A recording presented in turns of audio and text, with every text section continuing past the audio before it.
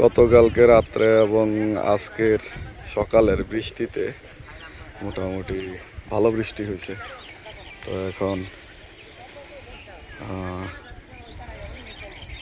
পানি হয়ে গেছে। আল্লাহ আল্লাহ করে যদি কেটে নিয়ে নেওয়া যায় তাহলে পরিশ্রমটা বেশি হলেও ফসলটা নিয়ে টেনশন করতে হবে না। পুরোপুরি পেকেছে আলহামদুলিল্লাহ।